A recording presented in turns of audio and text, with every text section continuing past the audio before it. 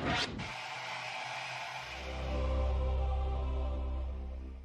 fazer uma suspensão estratégica, proposital da série para a gente conversar sobre João capítulo 8.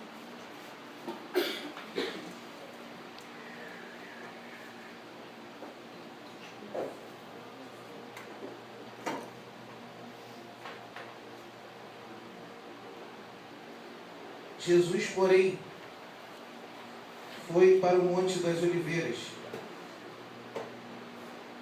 Ao amanhecer, ele apareceu novamente no templo. Ele apareceu novamente no templo, onde todo o povo se reuniu ao seu redor, e ele se assentou para ensiná-lo. Os mestres da lei e os fariseus, eles mesmos, trouxeram uma mulher surpreendida em adultério. Fizeram-na ficar em pé diante de todos e disseram a Jesus: Mestre, essa mulher foi surpreendida em ato de adultério. Na lei, na palavra de Deus, Moisés, o legislador, nos ordena apedrejar tais mulheres. E o Senhor o que diz? Eles estavam usando essa pergunta como armadilha, a fim de terem uma base legal para acusá-lo. Mas Jesus inclinou-se e começou a escrever no chão com o dedo.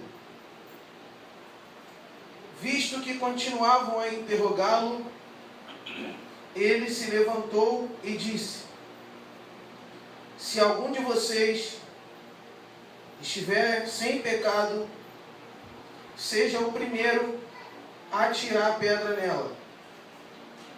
Inclinou-se novamente e continuou escrevendo no chão. Os que o ouviram foram saindo, um de cada vez, começando pelos que mais se julgavam dignos de apedrejá-la, os mais velhos. Jesus ficou só, com a mulher em pé diante dele. Então Jesus pôs-se em pé e perguntou-lhe: Mulher, onde estão os seus acusadores? Ninguém a condenou? Ninguém, Rabi, disse ela. Declarou Jesus: Eu também não a condeno. Vá e abandone a sua vida de pecado. Mulher, onde estão os seus acusadores? Ninguém a condenou? Ninguém, Senhor, disse ela. Declarou Jesus: Eu também não a condeno. Vá e abandone a sua vida de pecado. Abandone a sua vida. Abandone a sua vida de pecado. Bom, eu tinha me comprometido com vocês de expor o Apocalipse. Mas eu estava conversando com o João e também com o Fabi por ocasião dos últimos eventos religiosos que me cercam. E aqui eu estou dizendo evento religioso para não ser violento, uma vez que eu estou tentando exercitar o domínio próprio, para conseguir concluir o que eu pretendo falar com vocês hoje aqui. E eu falei assim, eu vou lá, João, nesse texto aí que você está falando, porque segundo João, Fabi, e alguns amigos meus, o vai e não peques mais tem sido de uma maneira ou desonesta ou desavisada, utilizado para justificar a exclusão de pecadores notórios da comunidade de Jesus. Utilizado para dizer, Rafael, que se uma determinada pessoa não muda as suas práticas, entre aspas, e se muda as suas práticas, essa pessoa precisa se demover dessa convivência dos puros e dos santos, dos obedientes a Deus, porque elas não têm dignidade para contaminar a pureza ética e ideológica daquele lugar. E aí, Fabi, sinceramente, o João, me falaram assim, dos anjos, o que mais falam é o seguinte: tem um vai e não peques mais ali depois da conversão da mulher a Jesus, que é utilizado com esse sentido. As pessoas, elas se convertem a Jesus, mas elas vão e não pecam mais. Ou elas devem ir e não pecar mais, e abandonar a sua vida de pecado. Então eu não sei como é que eu me comporto com essa demanda de transformação a partir desse texto. E aí eu fiquei curiosão para conversar sobre isso com vocês hoje aqui. E eu pretendo ser bem franco com algumas questões a partir desse texto.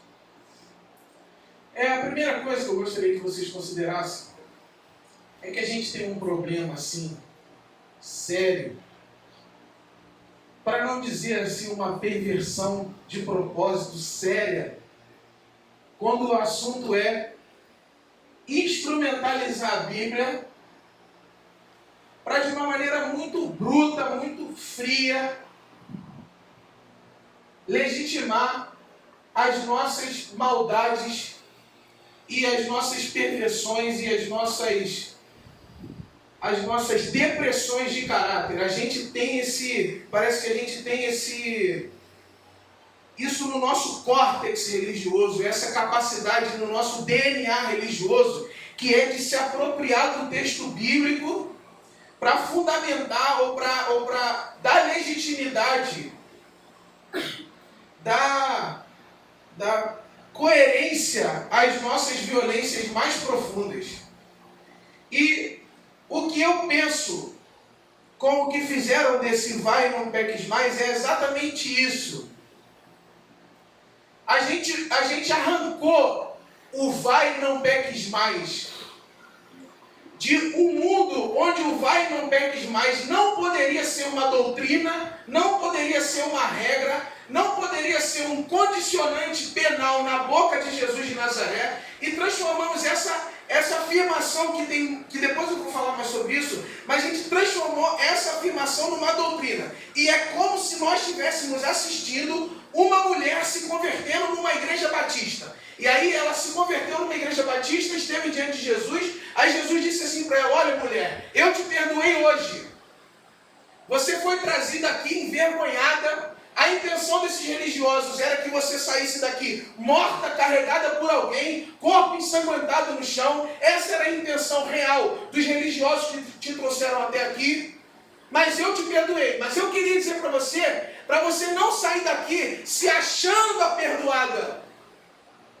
Para você não sair daqui felizinha porque eu te acolhi e não te condenei. Não sai daqui assim. Não sai daqui acreditando que eu sou bom. Não sai daqui acreditando que se acontecer da próxima vez, eu não vou permitir que eles te apedrejem. Saia daqui e não peque, porque se você voltar aqui da outra vez, eu vou te apedrejar. Porque aqui, minha senhora, funciona assim: eu sou bom no primeiro encontro. Eu sou gracioso à primeira vista. Eu dou segundas oportunidades. Esse negócio que inventaram sobre mim, que eu sou o homem do 70 vezes 7, que eu sou o homem do perdão perfeito, elevado à potência da eternidade, isso é uma mentira. Eu sou o homem que perdoa no primeiro momento, que estabeleço regras, que se você não se comportar bonitinha perante essas regras, num dado momento, eu chamo os fariseus de novo, eu chamo os mestres da lei de novo, e você vai ser apedrejada diante de mim com todo prazer. A senhora deve saber que eu vou ter babá de alegria vendo você morrendo apedrejada. Porque nós estamos tratando de doutrina. E doutrina deve ser observada, minha senhora. Você deveria saber que doutrina deve ser observada. Os caras estão colocando essa mulher. Os caras estão colocando você. Os caras estão colocando a mim diante de um Jesus judicial.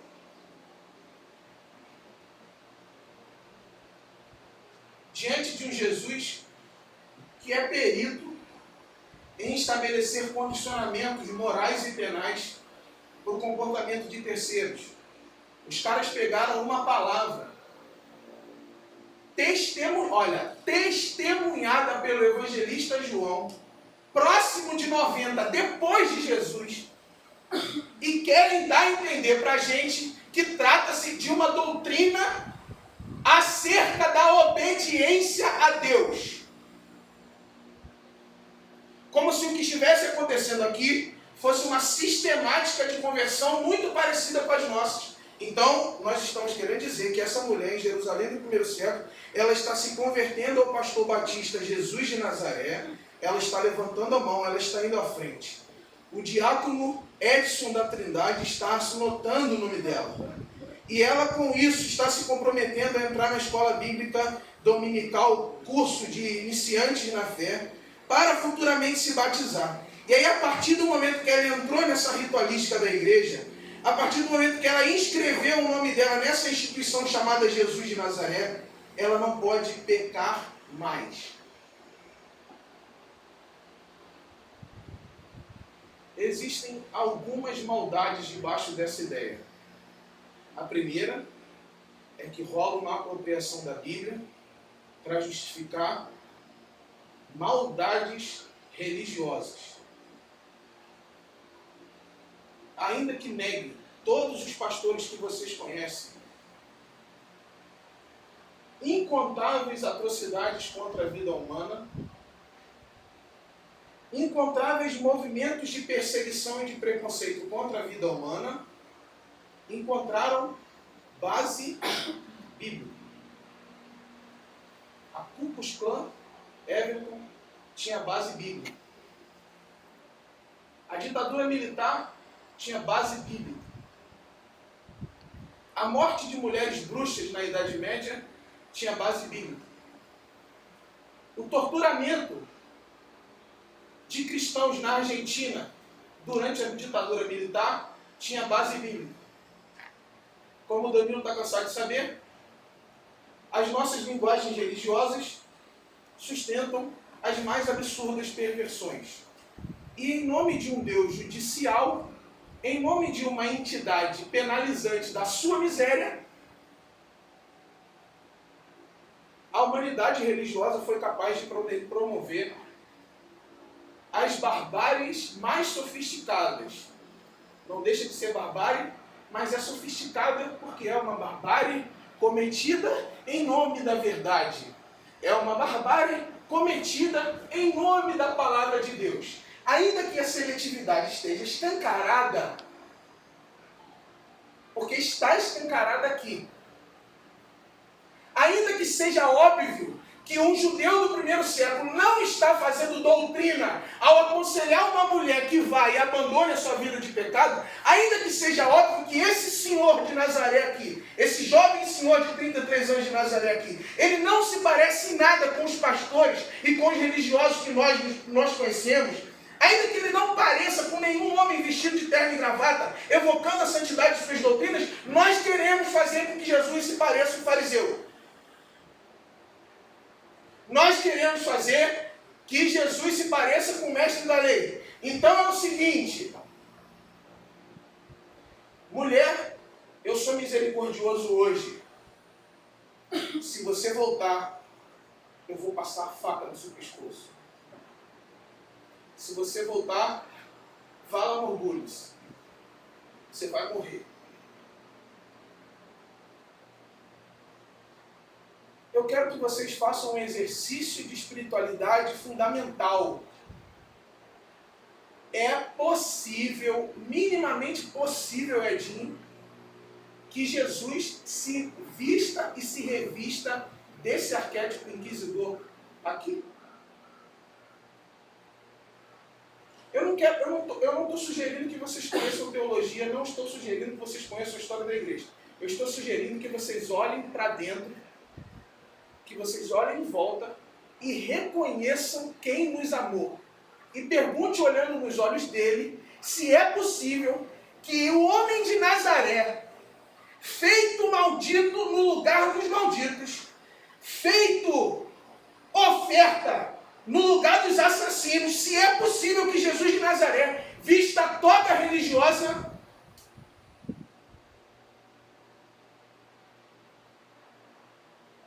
e se coloque na condição de juízo de alguém a partir desses parâmetros aqui.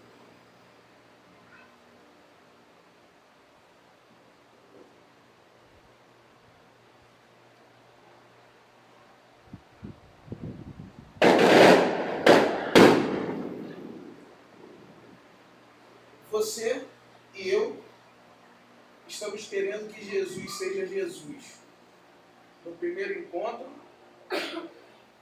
e que se profissionalize e vire fariseu em todos os outros futuros.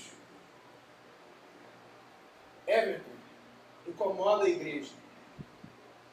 Incomoda a nossa noção de santidade que está diante de um Deus do qual se pode dizer que é perdão infinito.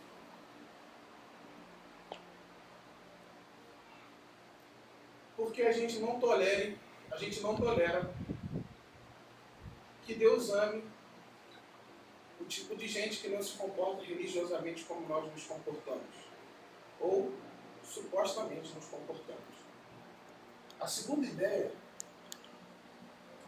é que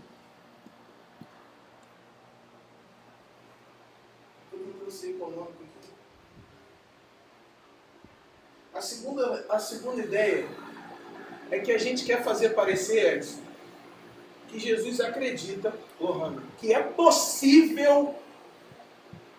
Nós queremos fazer parecer que Jesus acredita que é possível que uma pessoa se encontre com ele, esteja diante desse tipo de perdão, Lucas. Vá viver e não peques mais. Contrariando um ensino empírico, epidérmico de todos e de cada um de nós. Nós nos encontramos com Jesus e não foi possível ir e não pecar mais. Isso não foi possível.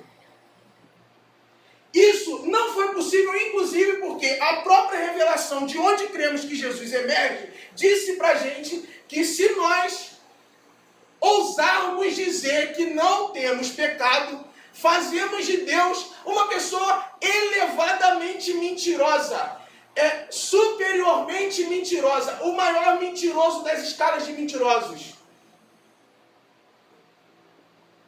Jesus não está supondo que uma pessoa vai se encontrar com ele, não vai receber condenação dos seus lábios e vai viver a vida impecavelmente.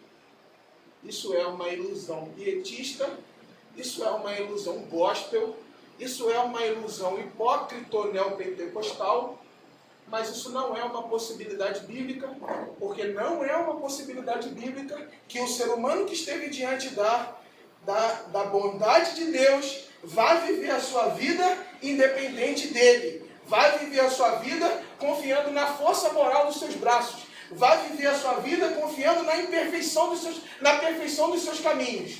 Jesus não está dizendo assim, mulher, vá viver e ausente de mim, distante de mim, você vai poder viver assim numa perfeição, numa impecabilidade, numa moralidade invejável. Isso simplesmente não é possível. Pessoas honestas sabem que mesmo estando diante de Jesus de Nazaré, nós somos absurdamente carentes de uma graça que se renove, de uma misericórdia que nos visite diariamente, de um tipo de bondade que mostre o quanto a gente pode ser melhor, apesar de cotidianamente sermos ignorantes, violentos, desleais, invejosos. Não é possível estar diante de Jesus nessa condição humana na qual nos encontramos, ir viver a vida e dizer, em voltar para conversar com Jesus, Jesus perguntar assim, e aí, dos anjos, como é que foi a sua semana? Foi top. Eu sou invejável, Jesus. Você não tem noção de como eu sou invejável. Você não tem noção de como, na minha força mesmo, assim, na minha capacidade teológica, na minha envergadura ética, de como eu sou capaz de não pecar. Atrás dessa ideia de pecado, nós também escondemos uma hipocrisia refinada. Porque, para mim, o religioso é a pessoa que encontrou os meios legais de mentir. Para mim, o religioso é a pessoa que encontrou os meios divinizados e sacralizados de mentir. E só os humanos honestos sabem que, mesmo quando estivemos diante de Jesus, uma coisa não mudou na gente: a nossa provisoriedade, a nossa pecabilidade. A sua teologia sistemática de EBD, que disse para você que você era uma nova vida e que por causa disso você não erraria mais, é um dispositivo hipócrita que quer penalizar você, que quer neurotizar você e patologizar você. Porque você precisa admitir-se gente, e admitindo-se gente, na condição desobediente de gente, lindamente desobediente de gente, que é possível experimentar a graça, que é essa coisa que só pode superabundar à medida que a gente admite a nossa fraqueza. Que é essa coisa que só pode superabundar à medida que a gente admite a nossa fraqueza. Essa soberba absurda de achar que, olha, eu me encontrei com Jesus de Nazaré, e agora eu sou um novo tipo de gente, que não sou inferior, infeliz, desmoralizado como você é, ou adúltera. Ou a gente não entendeu nada do Evangelho, ou a gente não entendeu as inúmeras passagens que insistem em dizer que a misericórdia triunfa sobre o juízo. A misericórdia triunfa sobre o juízo. Que Deus não quer esse sacrifício moral da nossa parte. Que Deus não quer essa performance perfeita da nossa parte. Porque Ele conhece a gente. Além disso, Edinho, Deus conhece as palavras que incidem sobre a gente, que só tem a intenção de nos envergonhar. O que você está querendo dizer com isso? Eu vou resumir e terminar. Eu quero que você observe uma questão aqui. Você, quando lê lei, você pensa que a lei é a palavra de Deus. Todas as vezes que alguém fala assim, a lei do Senhor, você acha que isso é a palavra de Deus. Então, esses caras também achavam disso. E aí eles apanharam uma mulher em adultério. Flagrante. Vocês estão percebendo as expressões aqui judiciais? Flagrantes. Estou fazendo uma armadilha. Eu quero saber aqui... E tu aqui foi mim.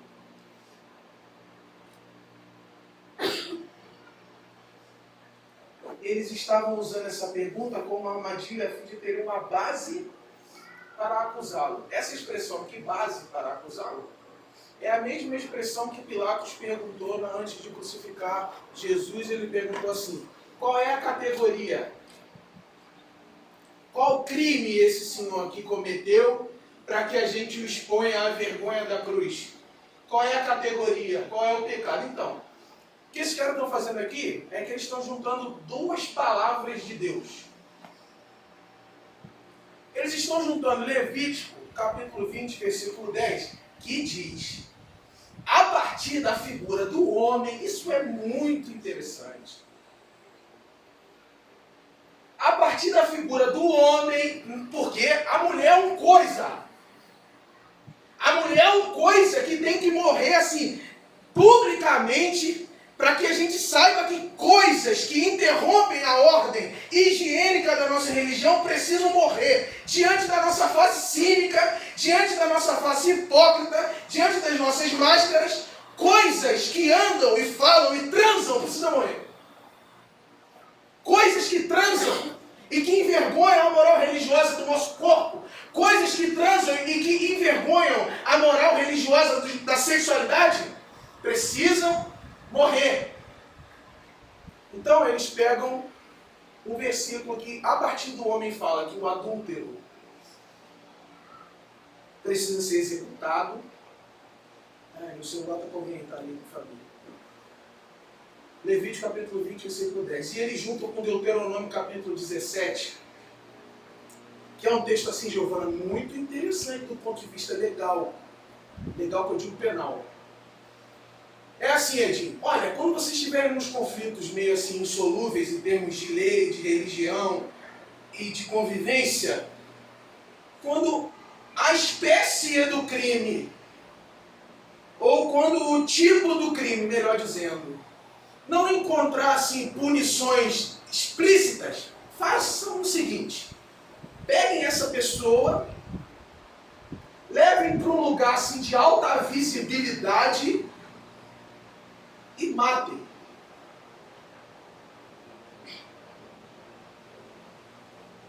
Por quê? A expressão é muito macabra. Eliminem o mal do meio de vocês. Esses senhores aqui, obrigado, João, desculpa aí. Esses senhores aqui estão chegando para Jesus e estão dizendo assim: olha, Jesus, eu sei que o Senhor diz que é o Filho de Deus, provavelmente seja mesmo, que o Senhor é bom, mas você está esquecendo da palavra de Deus. A palavra de Deus diz que pessoas apanhadas em adultério, numa tipificação penal emergente, assim, excedente, precisam ser assassinadas publicamente para que o mal seja eliminado do meio de vós. Deu para perceber o que está acontecendo aqui?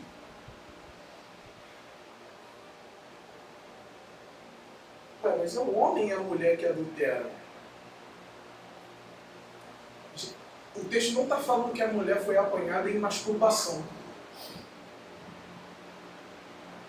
O texto também não está falando que a mulher foi apanhada vendo filme pornográfico. O texto está falando que ela foi apanhada em adultério flagrante. Significa, no mínimo, que esses senhores, muito pervertidinhos e meio que intrusos, verificaram o ato sexual de dois corpos. Só que o que a gente vai fazer? A gente vai pegar essa mulher e a gente vai colocar essa mulher da maneira operacional clássica da religião, expondo os corpos frágeis, expondo os corpos legalmente frágeis, vazios de direito, vazios de oportunidade, expondo esse corpo seletivizado, guindado de dentro de um contexto social, guindado de dentro de uma configuração religiosa e exposto à vergonha. O que Jesus sabe e o que a igreja deveria saber é que a lei, a palavra de Deus, essa conjuntura aqui ideológico-religiosa, ela era usada sistematicamente para justificar violências contra os mais vulneráveis. A lei, a palavra de Deus vitimizava as pessoas. E a prova disso é que nós não estamos vendo o tadinho do homem que foi assediado por essa mulher sensual. Nós não estamos vendo o coitado do macho.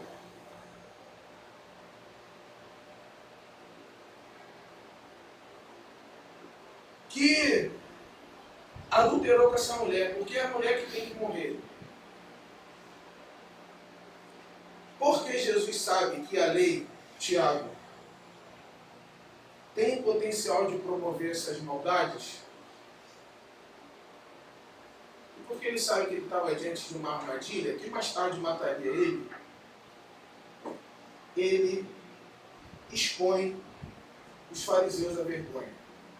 E aqui eu quero fazer duas aplicações para a gente.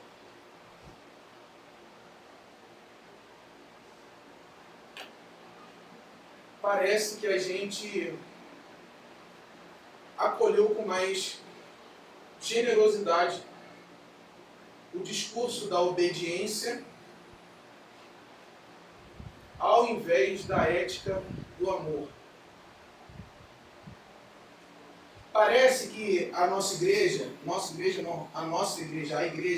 ou as igrejas, elas estão muito mais afetivamente alinhadas à lógica de que nós temos que obedecer a Deus a partir da literalidade da sua palavra, do que nós temos que amar as pessoas, independente do que essa literalidade explicite, ou independente de como uma cultura religiosa se apropriou dessa literalidade para violentar as pessoas.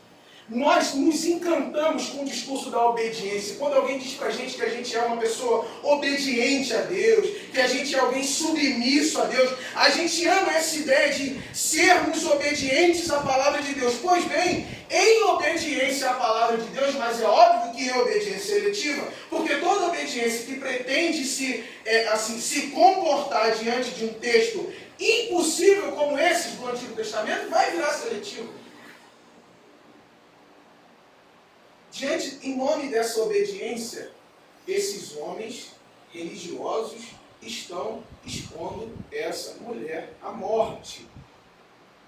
A minha pergunta para vocês é se vocês querem ser o tipo de gente que vai fazer coro com gente religiosa que quer a morte de alguns perfis, só alguns perfis.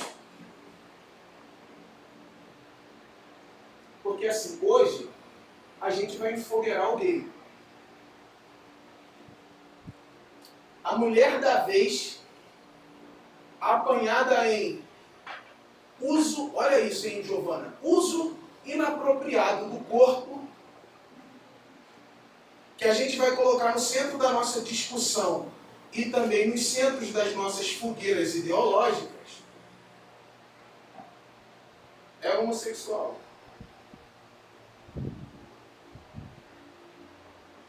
Aí, a gente vai fazer isso obedecendo a palavra de Deus. Porque, como me disseram alguns pastores nas últimas semanas, a palavra de Deus, Giovanni, diz lá em Levítico, esse mesmo Levítico que esse pessoal está sacando aqui, a palavra de Deus diz lá em Levítico que se um homem se deitar com outro homem, porque a relação homossexual aqui no caso, também é do homem, porque só o homem é gente para esse tipo de gente. Então a gente tem que obedecer isso, o lesbianismo está ali fora. A gente é literalista, a gente obedece a palavra de Deus. Porque a gente acha que a palavra de Deus é essa coisa redigida que pretende incidir violentamente sobre os corpos. A gente ignorou o fato de que, meu Deus do céu, o evangelista João decidiu dizer que o verbo, que a palavra, é o corpo histórico de Jesus. Porque o verbo se fez carne e habitou entre nós. Então, em última instância, numa teologia mais potente, nós estamos diante da palavra de Deus, gente, e da palavra de Deus, forma. A palavra de Deus, forma, quer violentar a palavra de Deus, gente. Nós estamos diante do verbo que se fez carne e habitou entre nós, e estamos diante de senhores que levantam a Bíblia para dizer: essa mulher foi apanhada em adultério. Ela deve morrer, Jesus. O que o Senhor tem a dizer sobre isso? O que Jesus tem a dizer sobre isso é que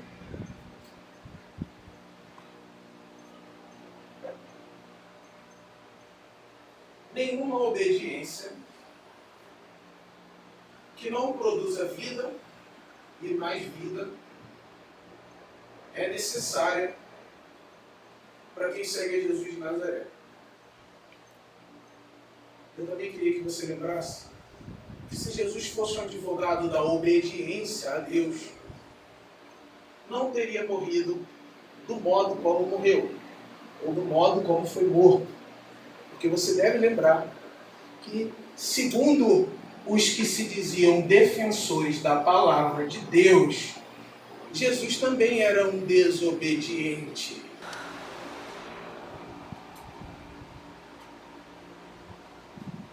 A conversa com Jesus não é sobre obediência. A conversa com Jesus é sobre o amor. E o amor, gente, o amor não é uma disciplina. O amor não tem formato,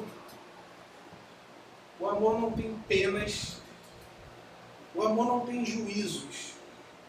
O amor não é uma disciplina. O amor não é uma obediência. O amor é uma experiência libertadora que faz que a gente desobedeça sim, senhor e sim, senhora. Leis que são produzidas e articuladas por tipo de gente impiedosa, que quer ver em última instância um corpo morto no chão em nome da verdade. O dia que te disserem assim, obedeçam a palavra do Senhor e taquem pedras nesse imundo. Como dizia o Luther King, você tem o dever espiritual de desobedecer leis injustas. Porque, gente, o amor não é uma disciplina. Como diz a carta de Paulo aos Gálatas, no amor não há lei. Imagine duas pessoas conversando, uma é o amor e outra é o juízo.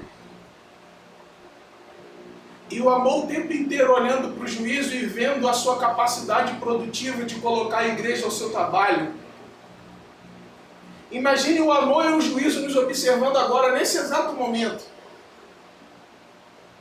E o juízo, com sua face cínica, com sua retórica produtiva, porque o juízo, Edinho, ele tem essa capacidade de mobilizar pessoas, porque ele é paranoico, ele é amedrontador.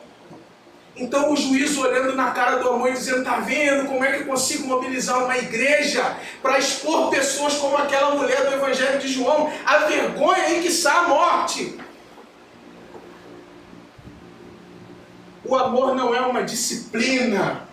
Nós não estamos aqui para falar como a gente vai ajuizar e tutelar as pessoas. Nós estamos aqui para refletir como a gente vai amar a vida. E por amor à vida, impedir que a vida seja apedrejada, impedir que a vida seja envergonhada, impedir que pessoas em nome de Deus exponham outros corpos, exponham outros corações, exponham outras mentes à vergonha e à morte. Nós não estamos aqui em nome da disciplina, a disciplina violenta, a disciplina mata, a disciplina controla, a disciplina adoece. Nós estamos em nome da liberdade e nós estamos em nome de um amor que só é amor quando atua para a liberdade do outro.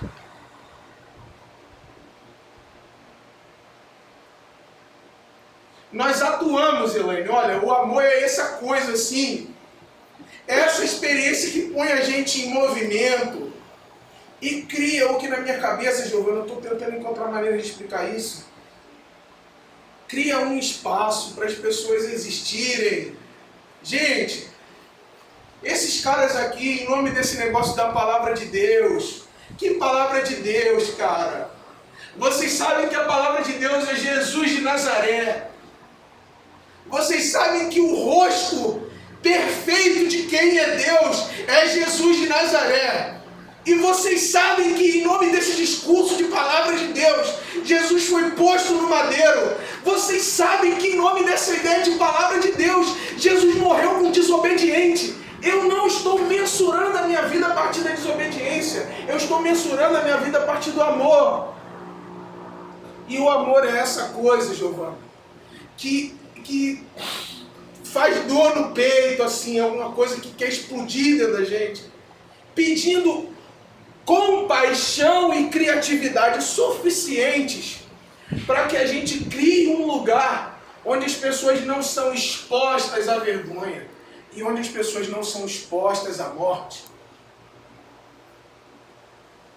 onde a Bíblia não precisa ser aberta para que pessoas tenham suas cabeças degoladas, onde um canto não precisa ser entoado e regido antes de que um rebelde seja lançado forca abaixo, onde a ideia de um Salvador Todo-Poderoso não seja evocado diante de um mártir pegando fogo amarrado no poste. Essas palavras que eu estou falando, irmão, todas elas foram usadas diante da morte de alguém que Deus amava. O que eu estou dizendo para vocês é que a nossa causa não é a obediência. A nossa causa é o amor. E por causa do amor, a gente cria um lugar onde as pessoas não morram. Reparou a estética do evento? Ponha a mulher onde todo mundo está vendo. Vamos apedrejá-la da maneira mais panóptica possível. Da maneira mais pública e ridícula possível. Vamos eliminar o mal do meio de nós. Porque ela é uma desobediente.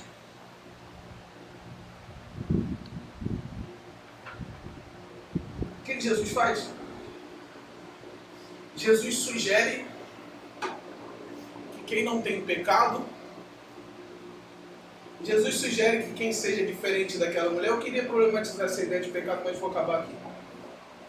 Jesus sugere que quem seja diferente daquela mulher, que comece.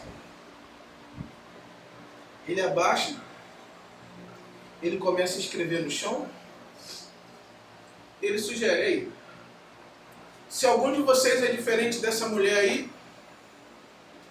se algum de vocês é moralmente superior a essa mulher aí,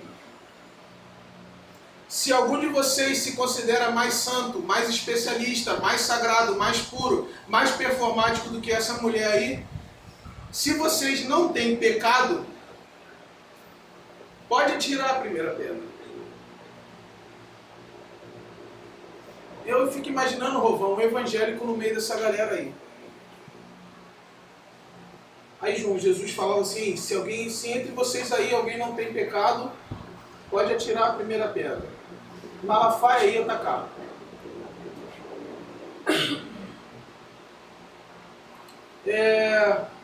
Muitos pastores batistas da Convenção Batista Brasileira iam atacar.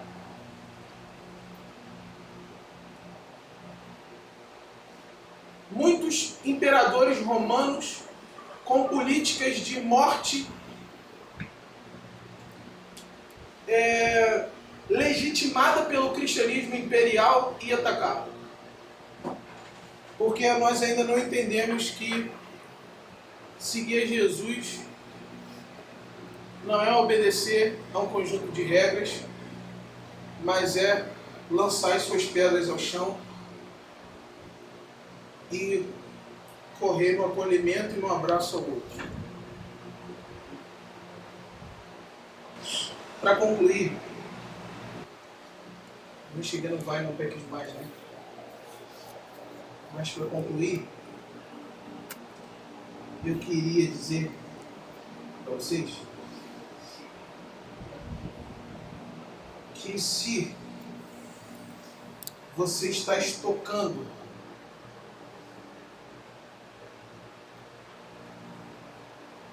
instrumentos de tortura dos diferentes, se o seu bolso está cheio de pedra,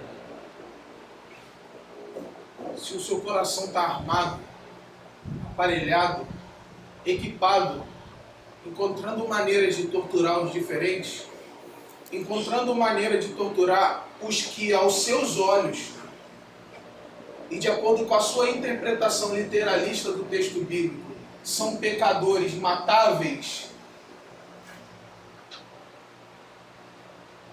eu queria sugerir que, porque você está diante de Jesus, você precisa jogar suas pedras no chão e você precisa assumir a posição dos que não condenam.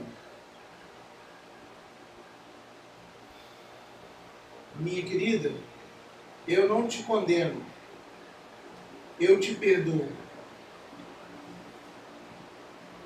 Então faça o que agora, Jesus? Vai e não se exponha mais ao tipo de gente que quer ver você errar para te trazer até a cena pública e te matar. Vai e não viva mais o tipo de vida que pode te levar a esse tipo de experiência aqui de morte. Vai e abandona o tipo de relação, abandona o tipo de ambiente que está todo estruturado para trazer você para a cena da morte e te alienar. Vai e abandona essas formas de vida que querem te levar ao nada.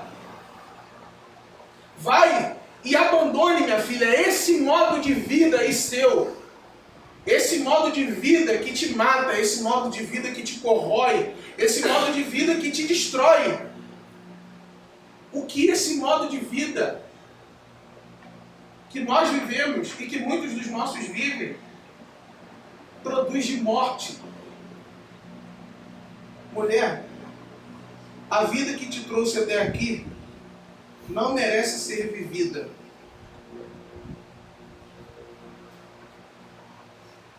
Mulher, você está se relacionando sexualmente com um tipo de vida ou com um tipo de gente que na hora que você for apanhada em adultério, essa pessoa vai correr e vai deixar você morrer sozinha.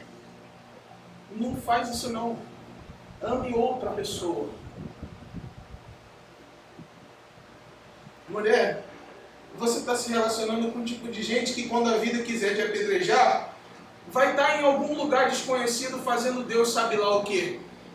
Sem se importar com o seu coração exposto à morte e à tragédia. Abandone essa vida. Não se relacione com um tipo de gente que não vá até a morte por você. Não se relacione com um tipo de gente que permita que você desobedeça a leis injustas sozinho. Não viva mais assim, mulher. Não é assim, olha, não é não transe mais, tá entendendo? Vá e não transe mais, seja casta. Não é isso. É vá e abandone esse modo de vida que te trouxe até aqui. Você não precisa voltar a uma situação limite como essa. Não tem juízo. Tem cuidado. Não tem disciplina, Giovanni.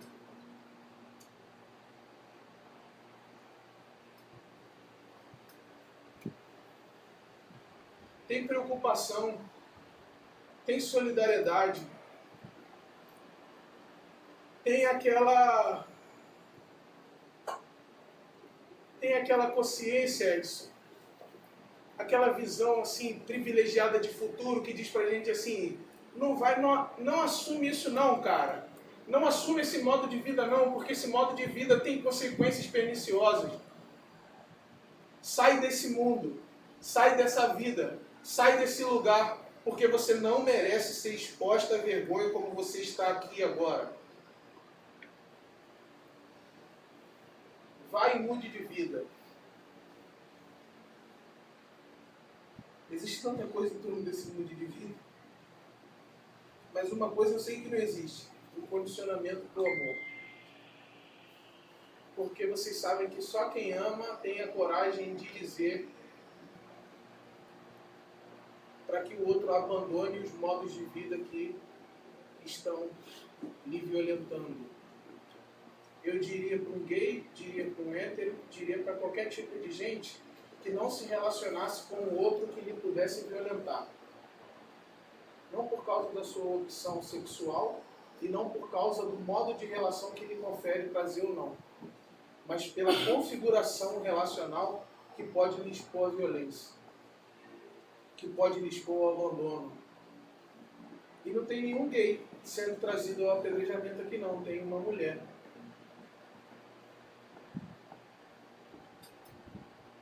Quem está sendo exposto às pedras aqui é uma mulher. que, a saber, é muito mais abominável do que um homem homossexual para essa cultura aqui.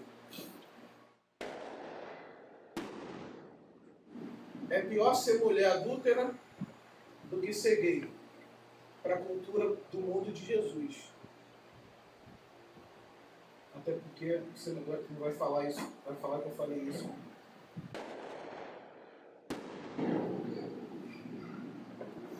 Não se trata de disciplina, se trata de amor.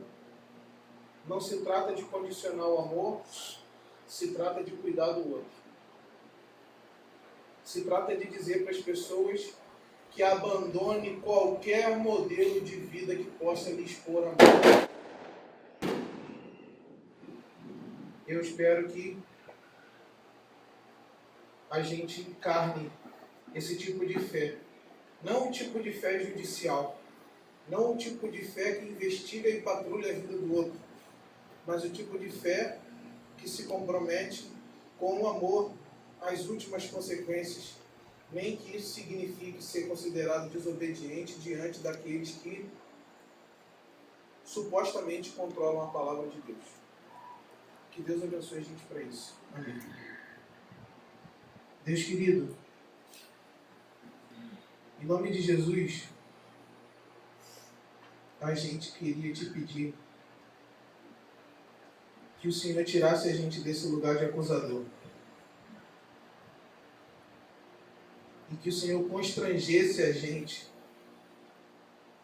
para uma forma de vida cada vez mais amorosa, cuidadora e acolhedora do outro. Que a gente não crie mais espaços de condenação e de tortura, mas que a gente saiba ser o tipo de gente e construir o tipo de lugar onde os que são trazidos para ser envergonhados ou envergonhadas sintam-se perdoadas e perdoados em nome de Jesus. Que as pessoas encontrem na nossa coletividade uma coletividade que emita o eu não te condeno. Eu não te condeno. Amém, gente?